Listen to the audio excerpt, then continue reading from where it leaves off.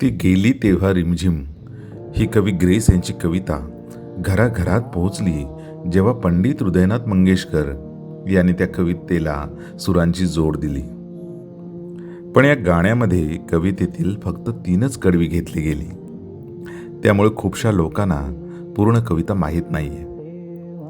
मी ही पूर्ण कविता सादर करत आहे, पण त्याआधी चित्रपटाविषयी बोलतोय. निवडुंग हा चित्रपट होता आणि त्याचं चित्रीकरण दापोलीतील कोळथरे या गावी झालं होतं.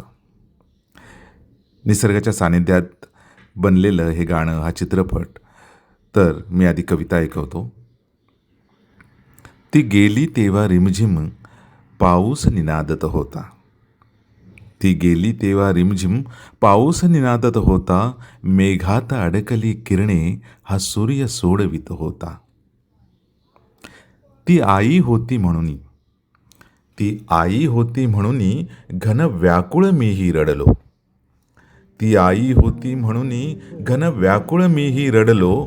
त्यावेळी वारा सावध पाचोळा उडवित होता. ती गेली तेव्हा रिमझिम पाऊस निनादत होता. अंगणात गमले मजला, अंगणात गमले मजला, संपले बालपण माझे. अंगणात गमले मजला, संपले बालपण माझे. खिडकीवर धुरकट तेव्हा कंदील एकटा होता. खिडकीवर धुरकट तेव्हा कंदील एकटा होता. ती गेली तेव्हा रिमझिम पाऊस निनादत होता.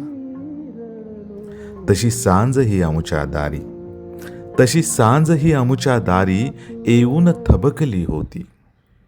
तशी सांज ही आमुच्या दारी येऊन थबकली होती. शब्दात अर्थ उगवावा, अर्थातून शब्द वगळता.